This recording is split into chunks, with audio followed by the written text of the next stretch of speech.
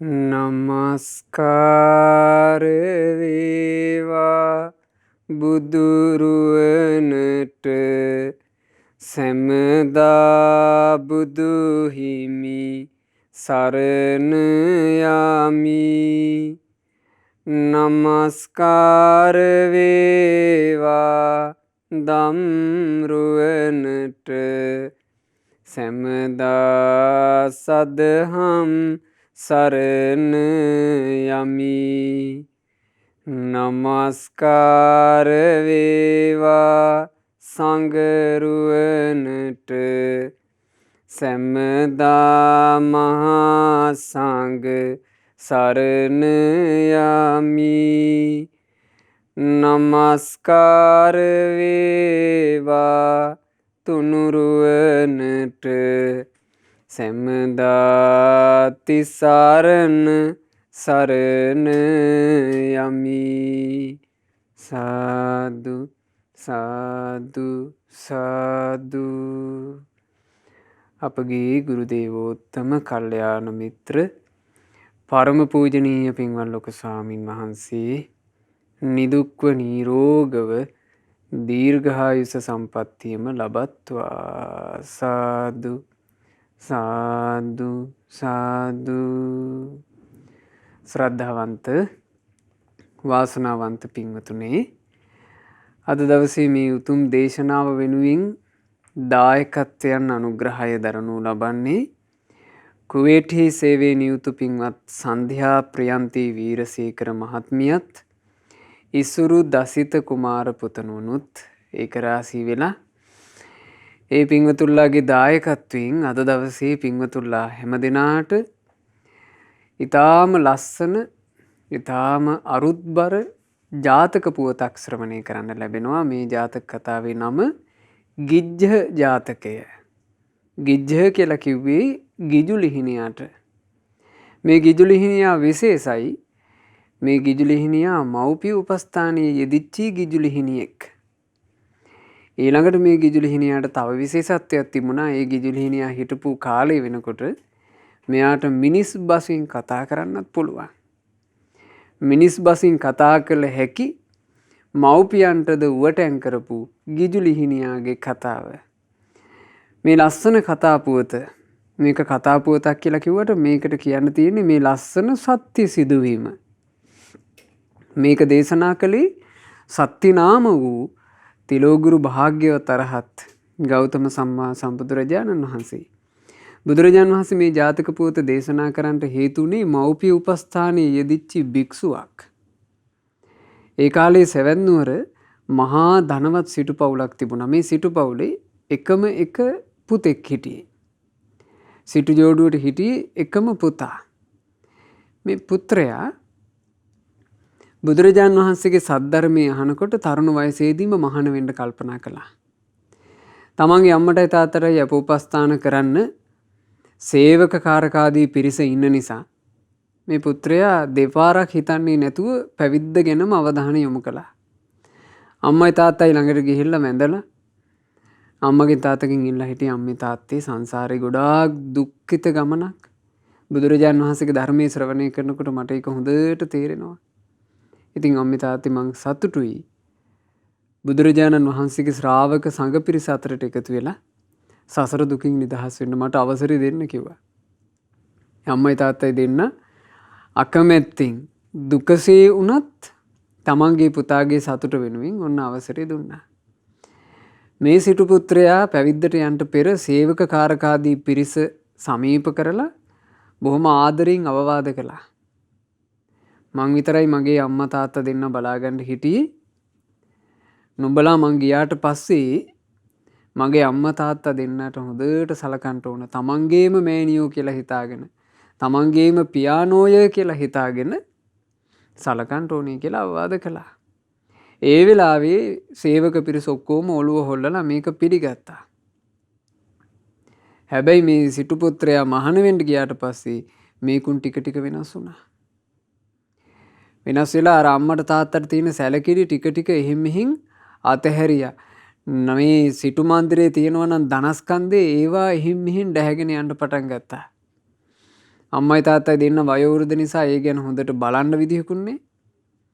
අන්තිමේ මේ සිටු ජෝඩියට හොඳටම අන්ත අසරණ තත්වයකට පත්වෙන්න සිද්ධ වුණා. මේ සිදුවීම වෙනකොට මේ සිටු ජෝඩුව අන්ත අසරණ තත්වයට පත්වෙනකොට අර සිටු පුත්‍රයා සෙවැන්නුවර ජේතවනාරාමේ මහාන වෙලා ධර්ම විනය ඉගෙනගෙන දුර ඈතකට ගිහින් හිටියා බණ භාවනා කරන්න. ඒ භාවනා කරගෙන හිටපු වනාන්තරයට දවසක් සැවැන්නුවර හිටපු භික්ෂුවක් වැඩම කරනවා. ඒ භික්ෂුව වැඩම කරාම මේ ස්වාමීන් වහන්සේ ඒ භික්ෂුන් වහන්සේගෙන් ඇහුවා ආයස්මතුනි ඔබ වහන්සේ කොහේ ඉඳන්ද? ආයස්මතුනි මං සැවැන්නුවර ඉඳලා ආවේ. සැවැන්නුවර මං බොහෝ කාලයක් වැඩ වාසය කළා. ඉතින් මං පොඩ්ඩක් විවේක ගන්න කියලා මේ දුර ඈතට වැඩම කළේ. එතකොට මේ ස්වාමීන් වහන්සේ අහනවා ආයස්මතුනි ඔබ සැවැන්නුවර හිටියා නම් සැවැන්නුවර වීදිවල නිතර පිණ්ඩපාතේ වඩින්න ඇතිනේ. ආයස්මතුනි අර අසුවල් වීදියේ සිටු මන්දිරයක් තියෙනවා ඔබට මතකද? එතකොට ඒ සැවැන්නුවරින් ආපු භික්ෂුව කිව්වා හාපූ ආයස්මතුනි ඒ සිටු මන්දිරේ කතාව නම් හරි ශෝක ජනක එකක් නේ. ඒක නම් කතා කරලා වැඩක් නෑ කිව්වා. එතකොට මේ භික්ෂුව ඇහුවා ඇයි ආයස්මතුනි මොකද්ද ප්‍රශ්නේ? ඇයි ආයස්මතුනි ඒ සිටු මන්දිරේ කොච්චර ලස්සනට කොච්චර ආනුභාවයක් ඇතුව ඒ සිටු ජෝඩුව ගත කළාද? ඒ දෙන්නට හිටියේ එකම එක පුතෙක්නේ. ආයස්මතුනි ඒ පුතා මහාන වෙන්න ගිහිල්ලා. ඒ පුතා මහාන වෙන්න ගියාට පස්සේ සේවක කාරකාදීන් අර සිටු ජෝඩුව ගණන් ගන්නේ නැතුව ගියා. අන්තිමේ සේවක පිරිස සිටු මන්දිරේ තිබ්බු ධනය කොල්ල කෑවා. එකෙක් ගිහිල්ලා තියෙන්නේ සිටු මන්දිරෙත් උකසට තියලා. අවසානයේ සිටු ජෝඩුවට පාරට බහින්න සිද්ධ වුණා. ආයස්මතුනි මහා නස්පැත්තයක් වෙලා දැන් මේ සිටු ජෝඩුව ඔන්න පාරක් ගානේ හිඟා කනවා කිව්වා. කිව්ව ගමන් මේ භික්ෂුවට එක පාර ඇස්වලට කඳුළු ආවා අඬන්න පටන් ගත්තා. එතකොට අර සැවැන්නුවරින් ආපු භික්ෂුව අහනවා ආයස්මතුනි ඇයි මේ නුඹ අඬන්නේ? ආයස්මතුනි ඒ සිටු ජෝඩුවට හිටපු එකම ආදර පුතා ඒ සිටු ජෝඩුව අත්හැර මහාන වෙන්න ආපු කෙනා මමයි. මං තමයි ඒකම එක පුතා. මං නිසා නේද මේ නස්පැත්ති උනේ කියලා හොඳටම දුකටපත් වෙලා ඒ වෙලේම පාතර සිවුරු අරගත්තා. සැවැන්නුවරට පිටත් වෙලා ගියා. දැන් හිතේ මහා දුකක් තියාගෙන දුර ගමනක් ගත කරනකොට ටික මේ භික්ෂුවගේ හිතේ අර තදට තිබුණු දුක තුනී වුණා. දැන් මේ භික්ෂුවට එක අරමුණක් ඕනේ. එක අදහසක් ඕනේ. එක්කෝ සිවුරු අරිනවද? එහෙම නැත්නම් සිවුරේ ඉඳලා අම්මට තාත්තට උපස්ථාන කරනවද? මේක තෝර බේර ගන්න බෑ. මේ භික්ෂුන් වහන්සේ යනකොට ඔය සැවැන්නුවර සමීප වෙනකොට සැවැන්නුවර ප්‍රධාන නගරයට යන්න පාරවල් දෙකක් තිබුණා. ඒ පාරවල් දෙකින් එකක් කෙලින්ම සැවැන්නුවර මහනගරයට. අනෙක් පාර තිබුණේ සැවැන්නුවර ජේතවනාරාමේ හරහා ප්‍රධාන නගරයට. මේ දෙමන් හන්දියේදී මේ භික්ෂුව තීරණයකට එන්න ඕන. මං කෙලින්ම යනවද? එහෙම නැත්නම් මං සැවැන්නුවර ජේතවනාරාමේ හරහා යනවද? පින්වතුනි ජීවිතවල මේ වගේ තීරණ ගන්න එන අවස්ථා කොච්චර තියෙනවදනේ?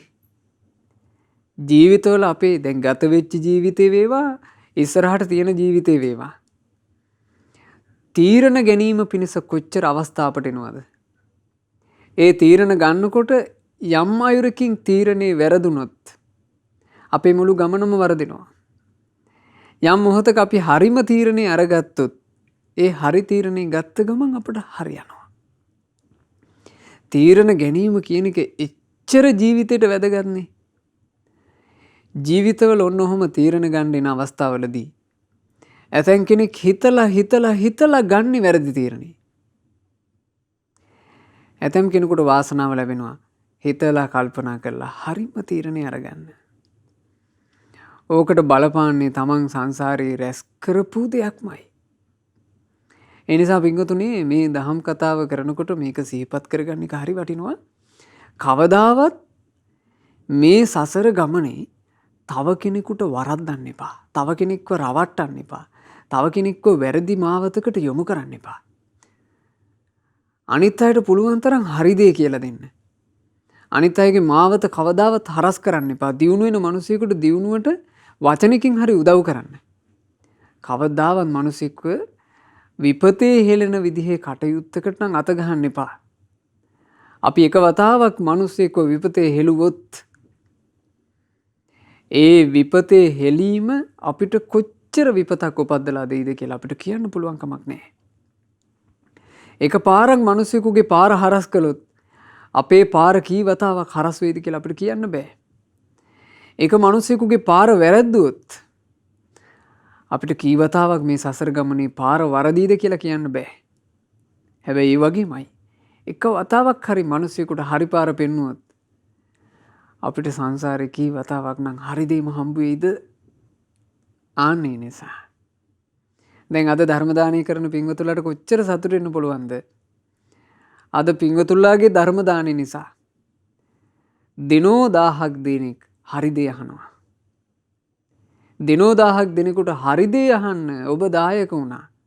මේක ඔබට සංසාරේ කොච්චර උදව් කරයිද?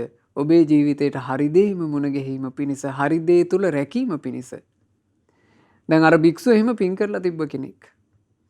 ඒ භික්ෂුන් වහන්සේ මේ පාර ළඟ ඉඳලා හිතනකොට ඒ භික්ෂුවට හිතෙනවා සෙවන් නුවර ජේතවනාරාමේ හරහාම යන්න. සෙවන් නුවර ජේතවනාරාමේ හරහාම සෙවන් නුවර මහනගරයට යන්න. අනිත් පාර නම් යන්න එපා. දැන් හිත කියනවා. හැරුණා. සෙවන් නුවර ජේතවනාරාමේ පැත්තට හැරුණා. හැරිලා ජේතවනාරාමේ ළඟින් යන්න හදනකොට භාග්‍යවත් බුදුරජාණන් වහන්සේ වැඳ පුදාගෙන යන්නමයි හිතෙන්නේ. හිත කියනවා බුදුරජාණන් වහන්සේත් වන්දනා කරගෙනම යන්න. මේ භික්ෂුව එතකොට සෙවන් නුවර ජේතවනාරාමයේ ඇතුළට ගියා. ගිහිල්ලා භාග්‍යවත් බුදුරජාණන් වහන්සේ වන්දනා කරගන්නෙමි කියලා යනකොට අනේ ධම්සභා මණ්ඩපේ බුදුරජාණන් වහන්සේ දහම් දෙසනවා. එහෙම භික්ෂුව ගිහිල්ලා ධම්සභා මණ්ඩපේ කෙළවරකට වෙන්න වාඩි වුණා. එදා බුදුරජාණන් වහන්සේ දහම් දෙසන්නේ මව්පිය උපස්ථානය ගැනයි. අම්මට තාත්තට උවටන් කිරීම ගැනයි. අම්මට තාත්තට උවටන් කිරීම කියලා කියන්නේ ජීවිතේට ගොඩාක් වටින දෙයක් බවයි. මේක අහන්න ලැබෙනකොට මේ භික්ෂුවගේ හිත ගොඩාක් පහන් වුණා. මේ භික්ෂුව දහම් කතාව ශ්‍රවණය කරලා කෙලින්ම පිටත් වුණා තමන්ගේ අම්මයි තාත්තයි හොයාගෙන. ඒ යනකොට අම්මා තාත්තා දෙන්න පාරේ හිඟා කකා ඉන්නවා. මේ භික්ෂුව මාර්ගඵල ලැබලා තිබුණේ නැහැ. ඉතින් දැක්ක ගමන් ගොඩාක් දුක හිතුණා. ඇඬුවා. අඬලා අම්මයි තාත්තයි දෙන්නව එකතු කරගෙන මේ භික්ෂුව හෙව්වා අම්මා තාත්තා දෙන්නව නවත්තන්න සුදුසු වහලක්. වහලක් යට නවත්තන්න එපෙයි. ඒ දෙන්නට නොතෙමී රැකවරණයක් ඇතුව ඉන්න අත්හෙල්ල දාපු අම්බලන් කෑල්ලක් තිබුණා. ඒ අම්බලන් කෑල්ලේ අම්මයි තාත්තයි දෙන්නව නවත්තලා එතන හොඳට සුද්ධ කරලා අම්මට තාත්තට දෙන්නට සැනසille නිදාගන්න පරිසරය හැදුවා. ඊට පස්සේ මේ භික්ෂුව සෙවන් නුවර ජේතවනාරාමේ ඉඳලා දිනපතාම පිණ්ඩපාතේ වඩිනවා. පිණ්ඩපාතේට වැඩිපුර දානේ අරගන්නවා. අරගන්න දානේ ටික අරගෙන කෙලින්ම වැඩම කරන්නේ අර අම්බලමට. අම්මයි තාත්තයි දෙන්නාට සම්පූර්ණ දානේ දෙනවා. ඒ දානේ අනුභව කරලා යම් කොටසක් ඉතුරුනොත් මේ භික්ෂුව ඒ කොටස අනුභව කරනවා. අම්මගේ තාත්තගේ කිලුටින වස්ත්‍ර මේ භික්ෂුව විසින් හෝදනවා. සුදුසු කාලයන්හි වතුර ටිකක් උණු කරලා අම්මයි තාත්තයි දෙන්නව නහවනවා. දැන් ගොඩාක් උපස්ථාන කළා. කොටිම තමන්ගේ පැවිද්දට අදාළ ඒ වතපිළිවෙත කරගන්න පොඩ්ඩක් ප්‍රමාද වුණා මේ මව්පිය උපස්ථානෙ හින්දා. ඊළඟට හරියට දානි ටික අරගන්නේ නැති නිසා මහන්සි වෙන නිසා භික්ෂුව කෙට්ටු වුණා. පොඩ ඇදිලා ගියා. අනිත් භික්ෂුන් වහන්සේලාට පේනවා මේ වෙනස. එතකොට යාළු හිත මිත්‍ර භික්ෂුන් වහන්සේලා මේ භික්ෂුවගෙන් අහලා තියෙනවා ආයස්මතුනි ඔබ වහන්සේ ඉස්සර හරි ලස්සනට පැහැපත්ව එහෙම හිටියනේ. දැන් ඔබ වහන්සේගේ මේ සිවුරු එහෙමත් ටිකක් වැඩිපුර කිලිටි වෙලා ඔබ වහන්සේගේ ශරීර පැහැයත් අඩු වෙලා දානෙත් හරියට ගන්නෑ වගේ. මොකක්ද ආයස්මතුනි මේ හේතුව? එතකොට කිව්වා නේ වැත්නි මං ඉතින් මගේ මෑණියනුයි පියාණනුයි දෙන්නව බලා ගන්නවනේ. ඒ දෙන්නට සම්පූර්ණ අප උපස්ථාන කරන්නේ මම. මගේ ඇඟ වැහැරී ගියාට මට හරි සතුටුයි. මම මගේ අම්මයි තාත්තයි දෙන්නව රැක ගන්නවනේ කියලා. ආයස්මතුනි ඔබ කොහොමද? ඔබ පැවිද්දෙක් නේ. ඔබ කොහොමද අම්මයි තාත්තයි දෙන්න රැකගන්නේ? ඔබට කොහෙන්ද ඒවට ධනය? ඔබට කොහෙන්ද ඒවට සම්පත්? නේ ආයස්මතුනි මහා සම්පතක් ඕනේ දෙමව්පියෝ බලා ගන්න. මම පිණ්ඩපාතේ වැඩම කරලා මට පූජා කරන පිණ්ඩපාතේ ටිකෙන් මගේ අම්මයි තාත්තයි දෙන්නව පෝෂණය කරනවා. එතකොට අර එතන හිටපු ඇතැම් භික්ෂුන්ට මේක මහා වරදක් වගේ පෙවුණා. ඒ භික්ෂුන් කිව්වා ආයස්මතුනි ඕක සුදුසු නෑ. මිනිස්සු දානේ පූජා කරන්නේ ගිහියන්ට නෙවෙයි. මිනිස්සු දානේ පූජා කරන්නේ ඔබට. ඔබ ඒ දානෙන් ගිහියන්ව පෝෂණය කරනවා කියන්නේ ගැලපෙන්නේ. ඕක සුදුසු නෑ කියලා දැන් මේ භික්ෂුන් මෙතන මේ ලොකු වරදක් දැකලා කතා කළා. කොටින්ම භික්ෂුන් වහන්සේලා මේක භාග්‍යවත් බුදුරජාණන් වහන්සේ ඉදිරියේ පැමිණිල්ලක් විදිහට ඉදිරිපත් කළා. එතකොට බුදුරජාණන් වහන්සේ මේ මොහොතේ මේ භික්ෂුවව කැඳවනවා. කැඳවලා මේ භික්ෂුවගෙන් ඒ කාරණේ සත්‍ය අසත්‍යතාවය විමසුවා. එතකොට භික්ෂුන් වහන්සේ කියනවා අනේ ස්වාමීනි භාග්‍යතුන් වහන්සේ මම පිණ්ඩපාතේ වැඩම කරලා ලැබෙන පිණ්ඩපාත දානින් ගිහියන්ව පෝෂණය කරනවා කියන කතාව සත්‍යයක්. ඒ වුණාට ස්වාමීනි ඒ ගිහියෝ මගේ ආදරණීය මෑණියනුත් පියාණනුත් ස්වාමීනි මං මහණ වුණාට පස්සේ මගේ දෙමාපියන්ට සලකන්න කෙනෙක් නැතුව අනාථ වුණා. අනේ අනාථ අසරණ දෙමාපියන්ට මං උපස්ථාන කරන්න කල්පනා කළා. ස්වාමීනි මං පැවිද්දටත් ආසයි. මම මේ බඹසර සීලේ රැකගෙන ඉන්නත් ආසයි. ඒ වගේම මට මගේ දෙමව්පියන්ට සලකන්නත් ඕන. මම මේ දෙකම කරන්න ඕන නිසා තමයි ස්වාමීනි මේ දේ කළේ. බුදුරජාන් වහන්සේ මොහොතේ අනිත් සියලු සංඝයා ඉදිරියේ මේ භික්ෂුන් වහන්සේ උදෙසා සිරි සම්බුදු මුව මඩලින් සාදුකාර පැවැත්තුවා. බුදු කෙනෙක්ගේ සාදුකාරයට ලක් වුණා මව්පිය උපස්ථානය. සාදු සාදු පින්වත් භික්ෂුව බොහෝම හොඳයි නුඹ කටයුතු කරලා තියෙන ආකාරයේ. පින්වත් භික්ෂුව මව්පියන්ට සලකන්න කාත් කවුරුවත් නැති මොහොතක දරුවෙක් වශයෙන් ඉදිරිපත් වෙලා කරපු මේ උපස්ථානේ කොච්චර යහපතක්ද. භික්ෂුව ඔබ විතරක් නෙමෙයි පෙර අතීතයේ සිටපු නුවණැත්තු තිරිසන්ගත ජීවිතේ සාමාන්‍ය ජීවිතවල ගත්තාම හීන ජීවිතයක්. හීන ජීවිතේ ඉපදී සිටිද්දෙත් අත්‍ය උදාර ගුණධර්ම දියුණු කළා නුවණැත්තෝ. එහෙම බුදුරජාන් වහන්සේ දේශනා කළා.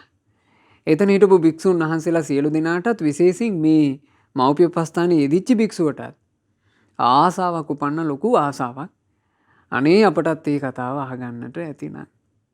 ඉතින් බුදුරජාන් වහන්සේගෙන් ඉල්ලා හිටියා ස්වාමීනි භාග්‍යතුන් වහන්සේ ඒ අතීත පුවත අප කෙරෙහි අනුකම්පාවෙන් ගෙනහැර දක්වා වදාරන සේක්වා. බුදුරජාන් වහන්සේ වදාලා ගොඩාක් ඉස්සර කාලේ බරණැස්පුරේ බ්‍රහ්මදත්ත කියලා මහා රජෙක් රාජ්‍ය කරමින් හිටියා. ওই කාලේ මහා බෝධිසත්වයෝ උපන්නේ ගිජුලුහිණි යෝනියේ. මේ ගිජුලුහිණියා වයසින් මුහුකුරා යද්දී ගිජුලුහිණියාගේ මව්පිය දෙන්නාගේ දැස් නොපෙනී ගියා. මේ ගිජුලුහිණියාව මෙලොවට දායාද කරපු ගිජුලුහිණියාව බිහි කරපු මෑණියන්ගේ පියාණන්ගේ දැස් යුග නොපෙනී ගියා. එතකොට මේ S2 පේන්නේ නැති අම්මයි තාත්තයි අසරණ වුණා කියලා දැනගත්ත ගමන් මේ ගිජුලුහිණියා මෑණියන්ට පියාණන්ට කතා කරනවා. ඒ ගිජුලුහිණියෝ sannivedanaya කරගන්න යම් භාෂා තියෙනවනේ. ඔය සත්තු යමක් sannivedanaya කරගන්න ඕනේ. ඒකුන් මේ sannivedanaya කරගන්න ක්‍රම තියෙනවා. ඉතින් ඒ ක්‍රමයක් ඔස්සේ ඔන්න කතා කරලා කිව්වා මෑණියනි පියාණනි අදින් පස්සේ නුඹලා ගොදුරු හොයාගෙන පියාඹා යා යුතු නෑ. නුඹලාව රැකගන්න මා ඉන්නවා.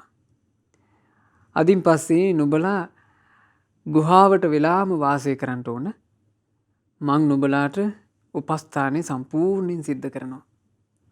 ඉතින් එදා ඉඳලා මේ ගිජුලුහිණියා තමයි තමන්ගේ මෑණියනුත් පියාණනුත් නොයෙක් තැන්වලින් අවශ්‍ය ආහාර පාන ගෙනවිල්ලා පෝෂණය කරන්නේ. ওই කාලේ බරණැස හිටියා එක්තරා කුරුළු වැද්දෙක්.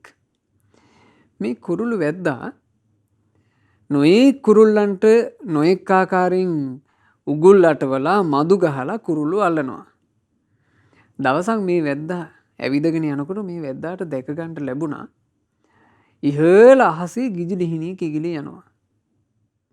මේ ගිජුලිහිනියා පැමිණිලා සොහොන් වල වහනවා. මේ වැද්දා බලාගෙන හිටියා. මේ වැද්දාගේ නම නිලීය.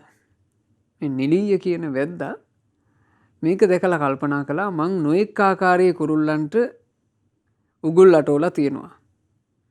ඒකුණුත් යස අගේට උගුල් වලට අහු වෙලාත් තියෙනවා. ගිජුලිහිණියෙක්ව මට කවදාවත් අල්ලගන්න බැරුව ගියා. ගිජුලිහිණියා කියලා කියන්නේ තියුණු ඇස් තියෙන එකෙක්. ලේසියෙන් නම් උගුලකට අහු වෙන එකක් නැහැ. නමුත් කොයිකටක් කියලා ගහලා බලමු උගුලක් කියලා ගිජුලිහිණියෙක් අල්ල ගන්න අදහසින් සොහොනේ උගුලක් කැටුවා. එදාම අර බෝසත් ගිජුලිහිණියා මේ සොහොනට එනවා. මැරිලා වැටිලා ඉන්න සතෙකුගේ මස් ටිකක් හොයාගන්නම් කියලා මේ ගිජුලිහිණියා පොළොවට බැස්සා. පොළොවට බැහැලා මේ අත අවිදිනකොට තමන්ගේ පාදයක් අර තොණ්ඩුවට අහු වුණා. තොණ්ඩුවට අහුවෙච්ච ගමන් සාමාන්‍ය සතෙකුට තොණ්ඩුවකට අහුවෙච්ච ගමන් තමන්ට අනතුරක් වුණා කියලා තේරිච්ච ගමන් මතක් වෙන්නේ තමුන්ගේ ජීවිතේ. අයියෝ මං දැන් විනාසයි. මං දැන් විනාසයි. මම මේ තොණ්ඩුවට අහු වුණා. දැන් මගේ මරණය තමයි කියලා තමයි සාමාන්‍යයෙන් මතක් වෙන්නේ. නමුත් බලන්න මේ ගිජුලිහිණියට සිහිපත් වෙච්ච එක ගිජුලිහිණියට කල්පනා වුණා අයියෝ මගේ ආදරණීය මෑණියනොත් මගේ ආදරණීය පියාණනොත් ඒ දෙදෙනාට දැන් මොනව වෙයිද? මං මේ වැද්දාගේ තොණ්ඩුවට අහු වෙලා මේ යනකොට මගේ මෑණියනුත් පියාණනුත් දෙන්නා මරණය උරුම කරගන්නවා නේද? අයියෝ මං නැතුව ඒ දෙන්න කණ්ඩ බොණ්ඩ නැතිකම නිසා අනාථ වෙලා වේලිලා මැරිලා යාවි නේද කියලා සිහි වෙලා මේ ගිජුලිහිණියා හඬා ගාතාවක් කිව්වා. මේ ගාතාව කිව්වේ මනුස්ස බසින්. මනුස්සයන්ට තේරෙන භාෂාවෙන් මේ ගිජුලිහිණියාට කතා කරන්න පුළුවන්කමක් තිබ්බා. මිනිස් බසින් ගිජුලිහිණියා මෙහෙම කියනවා. අයියෝ මගේ වයසක දෙමාපියෝ දැන් මොකද කරන්නේ? පර්වත කුහරයකට වෙලා කුසගින්නේ. එයාලාට මැරෙන්න වෙන්නේ. නිලීය නම් වැද්දාගේ තොණ්ඩුවේ නොවේ. මං හිරවී හසු වී ඉන්නේ. දැන් මාහට කැමති දෙයක් කර දමන්ට මේකාහට නම් හැකිවන්නේ. මේ නිලීය කියන වැද්දාගේ තොණ්ඩුවට මං අහු වුණා. දැන් මං විනාසයි. මොකද මේ නිලීය වැද්දා කියලා කියන්නේ අතරේ ඒ කාලේ කුරුල්ලෝ අතරේ ප්‍රසිද්ධ වැද්දෙක්. හරියට කුරුල්ලෝ අල්ලපු කෙනෙක්. ඒ නිසා ගිජුලිහිණියත් මේ නිලීය වැද්දා ගැන දැනගෙන හිටියා. මේ ගිජුලිහිණියා කියනවා දැන් ඉතින් මේ නිලීය වැද්දාට මට ඕන එකක් කරන්න පුළුවන්. මං විනාස වුණා. මං විනාස වෙනකොට මට වඩාත්ම දුක තියෙන්නේ පර්වත කුහරයට වෙලා ඉන්න මගේ දෙමාපියෝ වේලිලා මියදේවි නේද? ගිජුලිහිණියා මහා හඬින් විලාප දෙනවා ඇහෙනකොට මේ වැද්දා මෙතෙන් ඇවිල්ලා හොඳට කන් යොමාගෙන හිටියා. වැද්දා කල්පනා කළා හරි පුදුමයිනේ. මේකා මේ මනුස්ස භාෂාවෙන් නොවේ මේ කතා කරන්නේ. මනුස්ස භාෂාවෙන් නොයෙක් දේ කියා මේකා හඬා වැළපෙනවා නොවේ. ඒ ගිජුලිහිණියාට නිලීය වැද්දා මෙහෙම කතා කළා. අනේ ඇයිද ගිජුලිහිණිය තොප මේ හැටි හඬා වැටෙන්නේ? මේ තරමට වැළපෙන්නට තොට සිදු වූ විපත කියාපන්නේ. මිනිස් බසින් කතා කරන කිසිම කුරුල්ලෙක් ගැන නම් නැත මං දන්නේ. අහලාවත් දැකලාවත් නැති තොප දැන් මිනිස් බසින් නොවේද කියන්නේ. එතකොට ඒ කාලෙත් මේ තිරිසන් සත්තු මිනිස් බසින් කතා කරාට මිනිස්සු දැනගෙන ඉඳලා නෑ මිනිස් බස මේකුන්ට පුළුවන් බව. මේ නිලීය වැද්දා මුලින්ම තමයි මිනිස් බසින් කතා කරන කුරුල්ලෙක්ව දැක්කේ. කියනවා මට හරි පුදුමයි. ඔබ මිනිස් බසින් මේ කතාව ඔබ මේ මිනිස් බසින් කතා කර තමයි තමන්ගේ දුක කියන්නේ. දුකක් කියන්න තරම් ගිජුලිහිණිය උඹට තාම මහා ලොකු නස්පැත්තියක් වෙලා නැහැ. ඔබ පණ පිටින් ඉන්නවා. ඔබ මොකක් නිසාද මේ විදිහේ දුක කියවන්න පටන් ගත්තේ? ඔන්න එතකොට ගිජුලිහිණියා මෙහෙම කියනවා. වයසක මගේ දෙමාපියෝ පර්වත කුහරයේ තනි වී බලා සිටින්නේ. මමයි කෑම රැගෙන ගොහින් එයාලාට කවා පොවා රැකගෙන ඉන්නේ. තොණ්ඩුවකට සිරවීමෙන් මං දැන් තොපගේ වසඟට පත්ව සිටින්නේ. එනිසයි මං වැළපෙන්නේ අනේ මගේ මව්පියන්ට මොනවද වෙන්නේ? ගිජුලිහිනියා කියනවා. ඔහේගේ තොණ්ඩුවට දැන් මං අහුවෙලා. වෙනදා වගේ කෑම ටික අරගෙන මට ය아가න්න පුළුවන් කමක් නැහැ. ඒ දෙන්නව පෝෂණය කරන්න පුළුවන් කමක් නැහැ. ඉතින් මම වැළපෙන්නේ නිසා. මම මෙතන මියදුනොත් එහෙම මං තොපගේ වසඟයටපත් වුනොත් එහෙම නැත්නම් මං කූඩු වුනොත් ඒ දෙන්නව රැකගන්නේ කවුද? ඒ ගැන හිතනකොටයි මට දුක කිව්වා.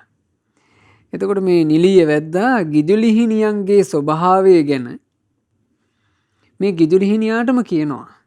සාමාන්‍යයෙන් ගිජුලිහිනිය කියන පක්ෂියාගේ ස්වභාවය ගැන මේ නිලිය වැද්දා ගිජුලිහිනියට මේ මෙහෙම කතාවක් කිව්වා. සියක් යොදුන් තිබෙන මලකුණක් පවා ගිජුලිහිනියන්ට ඉතා හොඳින් පෙනෙන බව මං අසා තියෙනවා. ඇයිද එහෙත් මෙහි දැලකුත් තොණ්ඩුවකුත් අටවා ඇති බව නොදැකම තොප පැටලෙන්නේ. තියුණු දැස යුතු ඇයි තොප මේක නොදැක්කේ? කියනවා ගිජුලිහිනින්ට යොදුන් 100ක් දුරටත් හොඳට ඇස් පේනවා. යොදුන් 100ක් දුරට පවා ගිජුලිහිනියා තමන්ගේ ගොදුර දකිනවා. ඈත ඉඳලා ඉලක්කයට එන්න ගිජුලිහිනියට දක්ෂකමක් තියෙනවා. ඔබ අහසේ පියාසරද්දී මේ තොණ්ඩුවයි මං අටවලා තියෙන දැලයි මේ උගුල නොදැක්කේ කොහොමද? උඹේ දැස් පොට්ට වෙලාද? උඹට මක් වුණාද? එතකොට වැද්දාගේ ප්‍රශ්නෙට ගිජුලිහිනියා මෙහෙම කිව්වේ. බලන්න මේ මහා බෝධිසත්වයෝනි පිංගුතුනි ගිජුලිහිනි යෝනියේ ඉපදී සිටියත් පුදුම ඥානයක් තමයි ජීවිතය ගැන තිබිලා තියෙන්නේ. ගිජුලිහිනියා කියනවා මෙහෙම. ඒක එහෙම තමා ලොවේ මෙහෙම දෙයක් දැනගන්නට හොඳින් තියෙනවා. යම් කෙනෙකුගේ ජීවිතයේ අවසානයේ ලං වූ විට හැමදේ නැති වෙනවා.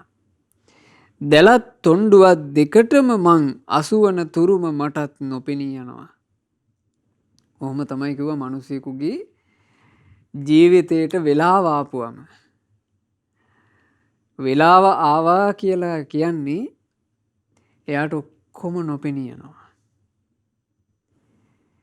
ජීවිතේ ගත කරනකොට ඒ ජීවිතයට උපද්‍රවය වෙන වෙලාව වෙනකොට ඒ වෙලාවට ඔක්කොම දේ නැති වෙනවා. මේ වෙලාව කියන එක හරි පුදුමයි ගන්න පිංගුතුනි. ওই වෙලාව කියන එක ගැන කියන්න තියෙන්නේ අපිට පුණ්‍ය වාසනාව සහ පාපය කියලා. හොඳ දේවල් සිද්ධ වෙනවා පුණ්‍ය වාසනාව තිබුණොත්. අපි කියන්නේ හොඳ වෙලාවට එහෙම වුණා කියලා. ඊළඟට ඇතැම් වෙලාවට මිනිසුන්ට හිතා ගන්නවත් බැරි විදිහේ නැස්පැත් වලට මුහුණ දෙන්න වෙනවනේ නේ. එතකොට අපි කියනවා එයාගේ නරක වෙලාව. එක වෙලාවක් හොඳ වෙලාව වෙන්නත් අනෙක් වෙලාව නරක වෙලාව වෙන්නත් හේතුව මොකද්ද? තමන් සංසාරේ රැස් කරපු පින සහ පාව. පින රැස් කරපු කෙනාට යහපතම වෙනවා. යම් කිසි කෙනෙක් සංසාර ගමනේ පව් රැස් කරලා තියෙනවා නම් එයාගේ ජීවිතේට නොසිතූ නොපැතූ විදිහට අයහපතම කඩාපාත් වෙනවා. ඒක හරි පුදුම එකක් පින්වතුනි. ඒක අවස්ථාවක සාරිපුත්ත මහරහතන් වහන්සේ භාග්‍යවත් බුදුරජාණන් වහන්සේගෙන් විමසන ප්‍රශ්නයක්. ස්වාමීනි භාග්‍යතුන් වහන්සේ මේ සමාජයේ ඇතැම් මිනිස්සු ඉන්නවා ඒ අයන්ට දියුණු වෙන්න හිතනවා. දියුණු වෙන්න හිතලා ඒගොල්ලෝ පටන් ගන්නවා පොඩිවට බිස්නස් එකක්, පොඩි ව්‍යාපාරයක්. පොඩිවට පටන් ගන්න ව්‍යාපාරයේ ස්වාමීනි එහෙම්ම බංකොලොත් එයාට කිසිම දියුණුවක් කරා ය아가න්න හම්බෙන්නේ. එයාට සම්පූර්ණයෙන් මේ ව්‍යාපාරයේ හේතු කරගෙන ධන හානියක්ම වෙනවා. කිසි දියුණුවක් වෙන්නේ නැහැ. එයා බංකොලොත් වෙලා යනවා. ස්වාමීනි තව සමහරු Taman දියුණු වෙන්න කියලා හිතාගෙන ඔන්න පුංචිවට ව්‍යාපාරයක් පටන් ගන්නවා. ඒ ව්‍යාපාරේ පටන් ගත්තාම මේ මිනිස්සයා හිතුවේවත් නැති වේගෙන් ඒ මිනිසයාට ලාභ උපදිනවා, වේගින් දියුණු වෙලා යනවා. එහෙමත් දකින්න ලැබෙනවා. ස්වාමීනි තව සමහරු තමන්ගේ ජීවිතේ යාන්තම් ගත කිරීම පිණිස ඔන්න පොඩිවට ව්‍යාපාර කටයුත්තක් පටන් ගන්නවා. පටන් ගත්තාම මේ ව්‍යාපාරයට විශේෂ දියුණුවක් ලැබෙන්නෙත් නැහැ, විශේෂ පරිහානියක් වෙන්නෙත් නැහැ. එයාට යාන්තම් ඔන්න ඒක ගානට තියාගෙන යන්න පුළුවන්. දැන් ওই වගේ අපිට ඕන තරම් දකින්න ලැබෙන්නේ පින්වතුනි. අපිට ඔන්න අවුරුදු 10කට 15කට පස්සේ සමහරවිට කඩවල එහෙම දකින්න ලැබෙන්නේ නැද්ද? එක විදිහටම තියෙන. අවුරුදු 10-12 ගත වෙලා ඒ කඩේ ලෑල්ලක්වත් වෙනස් වෙලා නැහැ. එහෙම දකින්න ලැබෙන්නේ නැද්ද?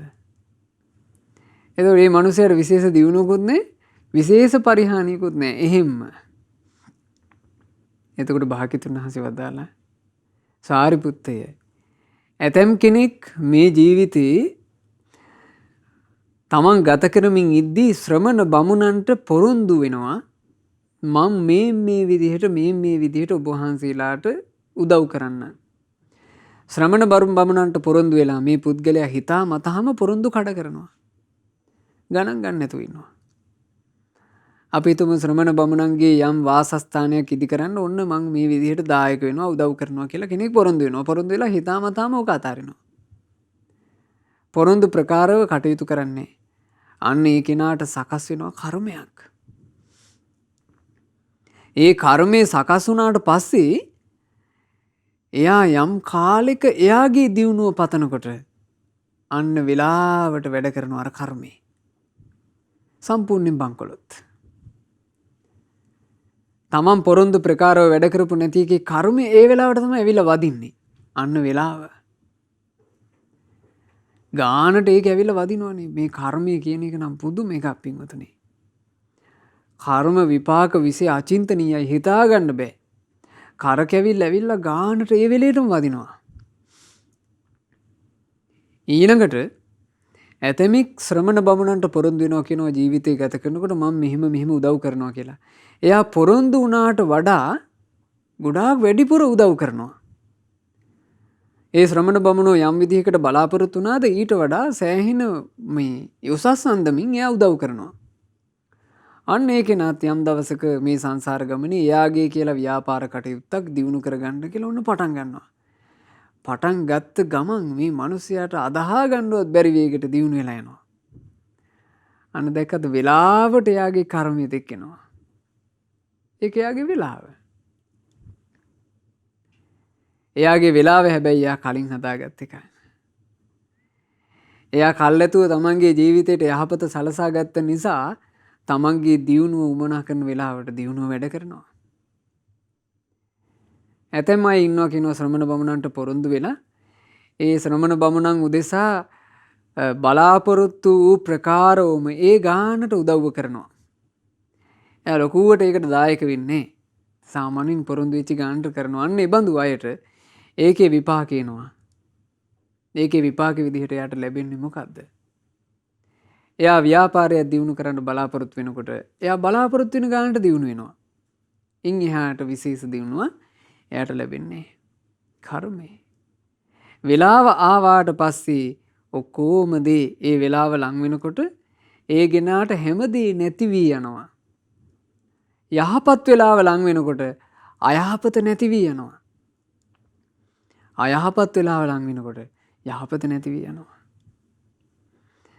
තමන්ගේ ජීවිතයට තමයි යහපතම කැමති නම් පින්වතුනි අයහපත නැති වෙලා යන විදිහට යහපත එකතු කරන්න ඕන.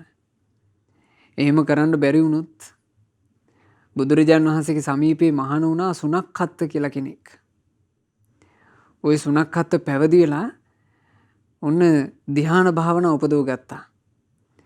ධ්‍යාන භාවනා උපදව ගත්ත සුනක්ඛත්තට දැන් දෙවිවරුන්ව බලන්න හිතුණා.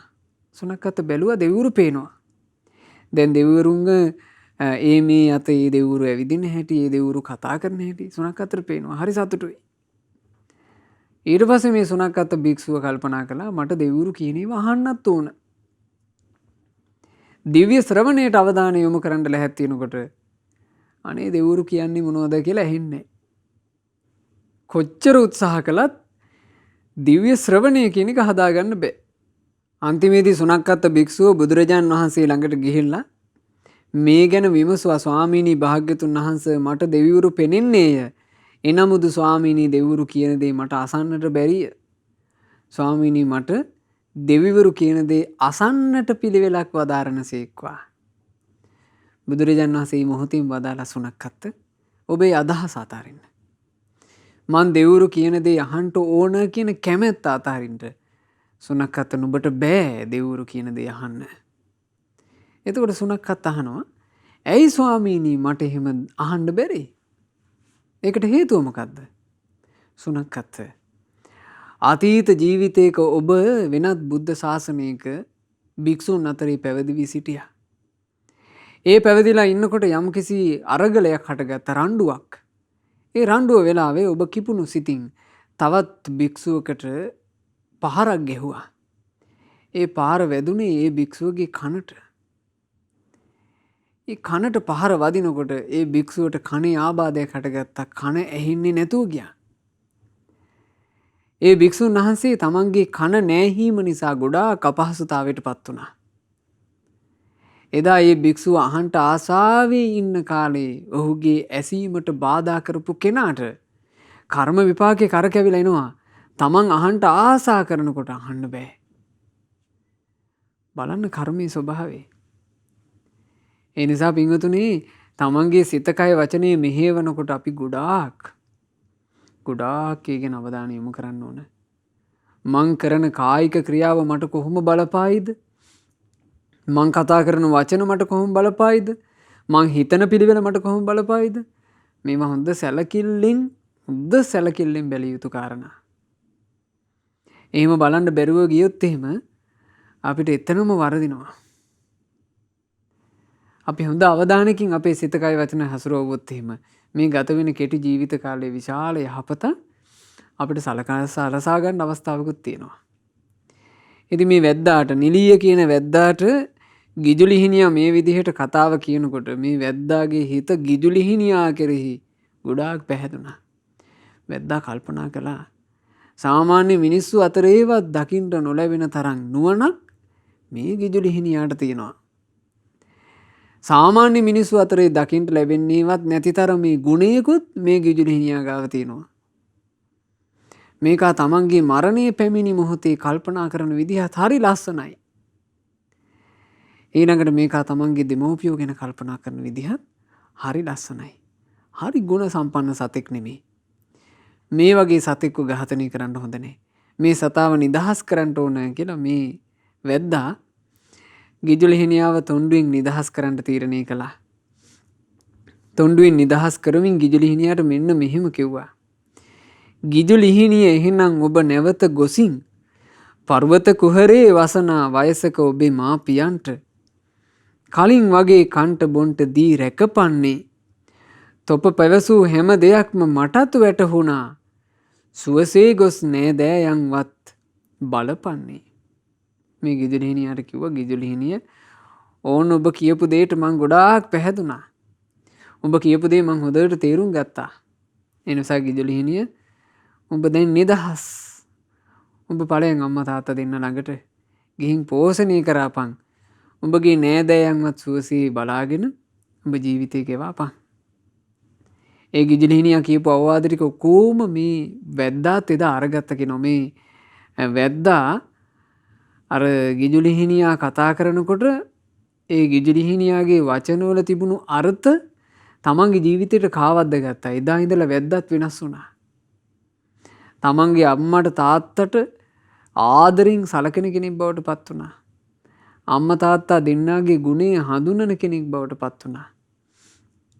සාමාන්‍යයෙන් පින්වතුනි අපි මේ ජීවිතේ ගත කරනකොට අපි හැම දෙනෙක්ම හඳුනාගත යුතුම ගුණයක් තමයි මව්පියන්ගේ ගුණය. ඒ වුණාට අපිට දකින්න ලැබෙනවා සමාජයේ හරි අඩුයි මව්පියන්ගේ ගුණය හඳුනා ගැනීම. මව්පියන්ගේ ගුණය හඳුනා ගන්නවා කියන එකට පසුබිමත් මේ යන සමාජ රටාවත් එක්ක එන්නෙන්නම නැති වීගෙන යන බවකුත් අපට ප්‍රකටව පේනවා. සාමාන්‍ය බටහිර සමාජය වගේ ගත්තාම එහෙම මව්පියන්ගේ ඇසුර නිකන් මිත්‍ර ඇසුරක් වගේ මට්ටමකට ගිහින් තියෙනවා. අම්මා තාත්තා දෙන්නව ගෞරවයෙන් ඇසුරු කිරීමක් නෑ. ඒ ගෞරවයෙන් ඇසුරු කිරීමක් නැත්නම් ගෞරවයෙන් ඇසුරු කරන්න ගුණයක් දන්නේ.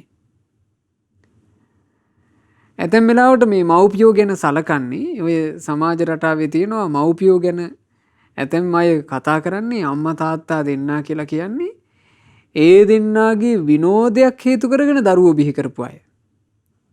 එහෙම කතා කරන ඉච්චර ලාමක විදිහට අම්මා තාත්තා දෙන්නා ගැන හිතන හීන හිස් බාල මිනිස්සු මේ ලෝකේ ඉන්නවා. ඒක මේ ලංකාවේ මේ සිංහල ජන සමාජය තුළට දැන් බෝ වෙලා තියෙනවා. අම්මා තාත්තා දෙන්නා ගැන එහෙම හිතනවා. අමතකයි අම්මා තාත්තා දෙන්න මුල් වෙලා නේද තමන්ට ජීවය ලැබුණේ. තමන්ට පණ ලැබුණේ. තමන් හුස්ම ගන්නේ. තමන් මේ ජීවිතේ හැම දෙයක්ම කරන්නේ ඒ දෙන්න නිසා නේද කියන එක අමතකයි. ඒව ඔක්කොම අමතක කරලා මහා අති පණ්ඩිතයයි කියලා හිතාගෙන තමුන්ගේ මති මතාන්තර කතා කරනවානේ. ඒක අති පණ්ඩිතකමක් නෙමෙයි පින්වතුනි, හිස් බොල් බාල බව. ඒ මිනිසුන් ගුණයන්ගෙන් හිස්, ගුණයන් එක්ක සසඳනකොට බොල්, ගුණවතුන් එක්ක සලකනකොට මහා බාලම බාල මිනිස්සු. ඒ කෙනාගේ සමාජ මට්ටම, සමාජ තලය, යාගේ තරාතිරමක එක එක තැන්වල තියෙන්න පුළුවන්. මොකද ඔය වගේ බොල් කතා කියන අය එක එක සමාජ මට්ටම් වලදී අපිට දකින්න ලැබිලා තියෙනවා. සමාජ මට්ටමේ එක එක තැන එයා ඉන්න පුළුවන්. ධන නිර්ධන වශයෙන් එයා එක එක තැන්වල ඉන්න පුළුවන්. එයාගේ ආගමික පරිසරය එක එකක් වෙන්න පුළුවන්. නමුත් ඒ පුද්ගලයා බොල්. ඒ පුද්ගලයා හිස්. ඒ පුද්ගලයා බාලයි. අම්මගේ තාත්තගේ ගුණේවත් හඳුනන්නේ නැත්නම් ඒ මිනිස්යාගේ ජීවිතේ පිරී තින්නේ මොකකින්ද? ඒ මිනිස්යාගේ ජීවිතේ පිරෙන්න හේතු වෙන ගුණයක් තිබෙනවද? කිසිම ගුණයක් නැහැ. ඒ නිසා මව්පියන්ගේ ගුණය හඳුනනවා කියලා කියන්නේ ගොඩාක් වටින එකක් ජීවිතේට. නිතර හිතන්න උත්සාහ කරන්න. නිතර හිතන්න පුරුදු කරගන්න අම්මා තාත්තගේ ගුණ. මෑණියන් නිසා, පියාණන් නිසා මට මේ හැමදේ ලැබුණා. අද මේ මනුස්ස ලෝකේ හුස්ම පොදක් ගනිද්දිත් මං අම්මයි තාත්තයි දෙන්නට ණයයි නේද? හිතන්න. මා මේ මනුස්ස ලෝකේ ගත කරන එක තප්පරයක් නිමේෂයක් ගානේ මං ඒ දෙන්නට ණයයි නේද? හිතන්න. මේ මනුස්ස ලෝකෙට ඇවිල්ලා අද අපි සමාජලාවට බණපදයක් අහලා ඒ බණපදයෙන් අපේ ජීවිතයට විශාල පින් දහම් රැස් කරගන්නවා. හිතන්න. ඒ පින් රැස් කරගන්න එකටත් මව්පියන්ට අපි ණයයි නේද? අද පින්වතුන්ලා ධර්ම දානය සිද්ධ කරගන්නවා. මේ ධර්ම දානය වගේ කියලා කියන්නේ සංසාර ගමනේ අතිශයින්ම දුර්ලභ පින්කම්. මේබඳු දුර්ලභ පින්කමක් අද මං කරගන්නේ මේ මනුස්ස ලෝකෙට මට එන්න වරම ලැබිච්ච නිසා නේද? ඒ වරම මට උදා කළේ මගේ ආදර මෑණියනුත් මගේ ආදර පියාණනුත් නේද? අන්න සිහි කරන්න. එහෙම සිහි කරනවට කියනවා පින්වතුනි මුල මතක තියනවා කියලා. මුල මතක තිබීම. මුල මතක තිබීම කියලා කියන්නේ ජීවිතේට ගොඩාක් උපකාර එකක්. මුල මතක තියෙනවා නම් ඒ මිනිස්සයා සත්පුරුෂයෙක්. ඒ නිසා මුල මතක තියෙන මිනිස්සු බවට පත් වෙන්න උත්සාහවත් වෙන්න. ගිජුලිහිණියාගේ කතාව නිසා අර වැද්දා මුල මතක තියෙන මිනිස්සෙක් බවට පත් වුණා. මේ වැද්දා තමන්ගේ ජීවිතේට ලොකු යහපතක් සලසා ගැනීම පිණිස හිත තරයේ පිහිටුව ගත්තා. එතකොට මේ වැද්දාගෙන් නික්මී යනකොට නිලීය වැද්දාට ගිජුලිහිණිය හරි ලස්සන කතාවක් කිව්වා. පර්වත කුහරේ වසනා වයසක මගේ මාපියන්ට කන්ට බොන්ට දී රැකගෙන සතුට ලබනවා මං ලෙසින්ම ඔබත් ඉතින් වැද්දානෙනි ඔබේ සියලු නෑයන් හා සතුටින්ම වසනු මැන. ආශිර්වාදයක් කළා. වැද්දාට ආශිර්වාදයක්, වැද්දාට සිතක් ප්‍රාර්ථනා කරලා තමයි ගිජුලිහිණියා නික්මී ගියේ.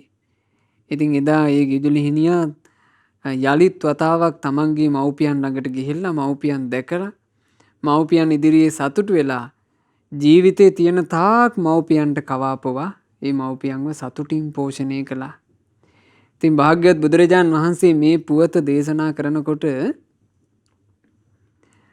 අර මව්පිය උපස්ථානයේ යෙදෙන භික්ෂුවගේ හිත ප්‍රීතියෙන් පිනා ගියා. ඒ භික්ෂුවගේ හිත ඇතුලේ කාමච්ඡන්ද, ව්‍යාපාද, තීන මිද්ද, උද්ධච්ච, කුක්කුච්ච, විචිකිච්ඡා කියන නීවරණ නැති වුණා. නීවරණ නැති පාරිශුද්ධ సంతානයක් ඒ භික්ෂුවගේ හිතේ හටගත්තා. ඒ මොහොතේම තථාගත අරහත් සම්මා සම්බුදුරජාණන් වහන්සේ බලන්න පිංගුතුනේ බුදු කෙනෙකුගේ තියෙන අසිරිමත් දමනය. ඒ කෙනාට උවමනා කරන දේම බුදුරජාණන් වහන්සේ දන්නවනේ. මව්පිය උපස්ථානය ගැන වදාරනකොට භික්ෂුවගේ නීවරණ පහ වී ගියා. ඒ භික්ෂුන් වහන්සේට බුදුරජාණන් වහන්සේ චතුරාර්ය සත්‍ය ධර්මය, සාමුක්ඛංශික දේශනාව, දුක්ඛ සමුදය නිරෝධ මග්ග කියන ආර්ය සත්‍ය දේශනා කරනකොට භික්ෂුව සෝතාපන්න ඵලය සාක්ෂාත් කළා. ඒ සෝතාපන්න වෙච්ච භික්ෂුන් වහන්සේ තමන්ගේ ජීවිතයේ තියෙන තාක් මව්පියන්ට අප උපස්ථානයේ යෙදුණා. බුදුරජාන් වහන්සේ වදාලා එදා නිලීය වැද්දා වෙලා හිටියේ චන්න තෙරුන් වහන්සේ. ගිජුලිහිණියාගේ දෙමාපියන්ව සිටියේ ශාක්‍ය රාජකුලයේ මව්පියන් සුද්ධෝදන රජුරුව සහ මහා මායා බිසෝන් වහන්සේ. මව්පිය උපස්ථානයේ යෙදිච්චි ඒ ගුණවන්ත ගිජුලිහිණි රාජයා බවට පත්ව සිටියේ මහා බෝධිසත්වයෝ වන මමයි කියලා බුදුරජාන් වහන්සේ මේ ජාතක පුවත නිමවා වදාළේ. ගිජ්ජ ජාතකය තමයි පිංහතුනේ අපි අද දවසේ මේ විදිහට ශ්‍රවණය කළේ. මේ ජාතක පුවතේ කියා දීපු කරුණු කාරණා හොඳට තමන්ගේ ජීවිතයට ගලපාගෙන තමන්ගේ ජීවිතේ ගුණවත් සත්පුරුෂ වටිනා ජීවිතයක් බවට පත් කරගන්නටයි අපි උත්සාහවත් විය යුත්තේ. අපට ඒ උදෙසා මේ සම්බුද්ධ ශාසනයේ මුණ ගැහිච්ච අවස්ථාව හොඳට ප්‍රයෝජනට අරගන්න පුළුවන්. බුදු කෙනෙකුගේ නිර්මල පාරිශුද්ධ සද්ධර්මයක් මුණ ගැහිච්ච අවස්ථාව තරම් අපේ ජීවිතේ ගුණවත් කරගන්න සත්පුරුෂ කරගන්න වටිනා ජීවිතයක් බවට පත් කරගන්න වෙනත් අවස්ථාවක් නැහැ. ඒ නිසා මේ බුදු සසුන තුළ අපේ ජීවිතවලට පිහිටක් පිරිසරණක් රැකවරණයක් සලසා ගන්න අප හැම දිනාට වාසනාව ලැබේවා. සාදු සාදු සාදු. රැස් කළා වූ උදාරතර පුණ්‍ය ධර්මයන් සියලු බ්‍රහ්මකායික දෙවියෝ අනුමෝදන් වෙත්වා. සග්දෙවිඳුන් ප්‍රධාන සතර වරම් දෙවිවරුත් සෙම්පති දෙවිවරුත් අපගේ ඉෂ්ඨකාමී හිතකාමී සියලුම දෙවිවරුත් මේ ලංකා භූමිය සුරකින සුමන සමන් දෙවියන් ප්‍රධාන සියලුම දෙවිවරුත් සතුටින් පින් අනුමෝදන්ව දෙවියෝ දිවිය සැපෙන් වැඩෙත්වා. දිවිය ආශ්චර්යෙන් වැඩෙත්වා. දෙවියන්ගේ නිරන්තර රැකවරණ ආශිර්වාද අප හැම දිනාට දෙවියෝ නොඅඩුවම සලසත්වා. දෙවියෝද සංසාර දුකින් අත මිදේවා. සාදු සාදු සාදු. රැස් කරගන්නට යෙදුණු උදාරතර පුණ්‍ය ධර්මයන් අපගේ ගුරු දේවෝත්තම කල්යාණ මිත්‍ර පරම පූජනීය පින්වත් ලොකු ස්වාමීන් වහන්සේට අනුමෝදන්ව ගුරුදේවයන් වහන්සේ නිදුක්ව නිරෝගව දීර්ඝායුෂ සම්පන්නියම ලබත්වා. සාදු සාදු සාදු. අද දවසේ උතුම් ධර්ම දානමය පින සිද්ධ කරන කුවේටි සේවයේ නියුතු පින්වත් සන්ධ්‍යා ප්‍රියන්ති වීරසේකර මහත්මිය සහ ඉසුරු දසිත කුමාර පුතාගේ නමින් මිය ගියා වූ පැපිලියාන හිග්ගහවත්ත මාවතේ පදිංචිව සිට මීට වර්ෂ 15කට ඉහතදී මිය පරලොව ගිය W පියදාස වීරසේකර පියාණන්ටත් ගාල්ලගේ පොඩි අප්පු සීයාටත් වේරගොඩගේ ඇඩ්ලින් ආච්චීටත් වේරගොඩගේ ඇසිලින් ආච්චීටත් ජෝන් පෙරේරා සීයාටත් වීරසේකර සාදිරිස් සීයාටත් ජොසලින් ආච්චීටත් වීරසේකර ඩේවිඩ් මහපාටත් විල්සන් බාප්පාට සහ වීරසේකර ලාලිතා නෙන්දාටත් මේ සියලුම පින් අනුමෝදන් වෙත්වා. මිය පරලොව ගිය ගාල්ලගේ විමලසේන, ගාල්ලගේ සෝමරත්න, ගාල්ලගේ විජේරත්න සහ ගාල්ලගේ විමලරත්න යන මාමලා සියලු දෙනාටත් මීට 3 මාසයකට ඉහතදී මිය පරලොව යන්ට යෙදුණු රූබන් වීරසේකර බාප්පාටත් මේ සියලු පින් අනුමෝදන් වෙත්වා. නමින් මිය ගියා වූ සියලු ඥාතීන්ට පින් අනුමෝදන්ව ඥාතීන්ගේ පරලෝ ජීවිත ඒකාන්තයෙන් සැපයට පත්වෙත්වා. ඉක්මන් භවයකදීම අපගේ ඥාතීන් සසර දුකින් නිදහස් වෙත්වා කියන ප්‍රාර්ථනාවෙන් පින් අනුමෝදනා සිදු කරන්න. ජනවාරි මාසයේ 26 වන දින 32 වන ජන්මදිනය සමරන රාගම පදිංචි පින්වත් ඉසුරු දසිත කුමාර පුතාට, ඒ වගේම ලේලියට, සංඝමිත්තා මිනිපිරියට මේ සියලුම පින් අනුමෝදන් වෙලා ඒ සියලු දෙනාට, ඒ පුතාටත් ලේලියටත් ඒ මිනිපිරියටත් නිදුක් නිරෝග සුවපත් භාවය, දීර්ඝායුෂ සම්පන්නිය ඒකාන්තයෙන්ම මේ රැස් කරපු පුණ්‍ය ධර්මයන්ගේ ආශිර්වාදයෙන්, රත්නත්‍රයේ ආශිර්වාදයෙන්, සියලු දෙවියන්ගේ ආශිර්වාදයෙන් සැලසේවා. කරදර බාධා සියල්ලම දුරු වෙලා ඒ හැම දිනාට සැනසෙල්ලේ ජීවිත ගත කරන්නට ලැබේවා.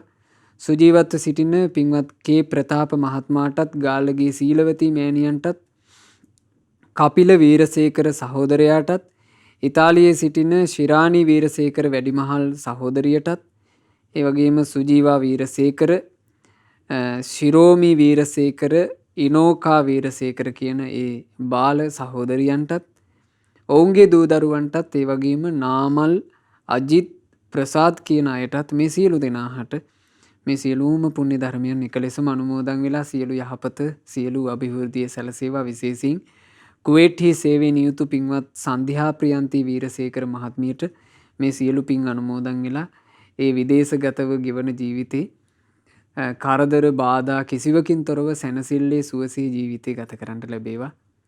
පින්වතුන්ලා කරන කියන රැකී රක්ෂා ව්‍යාපාර ආදී සෑම සියලු දේවල් ਸਰව ප්‍රකාරයෙන් දියුණු වෙත්වා. දූදරු මුණුපුරු මිනිපිරියන්ගේ අධ්‍යාපන කටයුතු ආදී සෑම සියලු දේ දියුණුවටපත් වෙත්වා. තවදුරටත් කිසිම කරදරයකින් බාධාවකින් තොරව කලන මිතුරු ඇසුරේ පින් රැස් කර ගන්නටත් දහමේ හැසිරෙන්නටත් ඔබ හැම දිනාට වාසනාව ලැබෙත්වා. ශ්‍රද්ධා මාසික ධර්ම දාන සමාජික පින්වත් හැම දිනාටත් ශ්‍රද්ධා රූපවාහිනියේ සහ ලක්විරු ගුවන් විදුලියේ කාර්ය මණ්ඩලයේ සියලු දෙනාටත් ඒ වගේම සුපින්වත් ඔබ හැම දිනාට මේ ගෞතම බුදු සසුන තුලම උතුම් චතුරාර්ය සත්‍ය ධර්මයන් සුවසේම අවබෝධ කරන්ට වාසනාව ලැබෙත්වා. හැම දිනාටම තෙරුවන් සරණයි. නමෝ බුද්ධාය. මෙවැනි වටිනා ධර්ම දේශනා ශ්‍රවණය කිරීමට ශ්‍රද්ධා ඩේලි YouTube චැනලය සබ්ස්ක්‍රයිබ් කරන්න.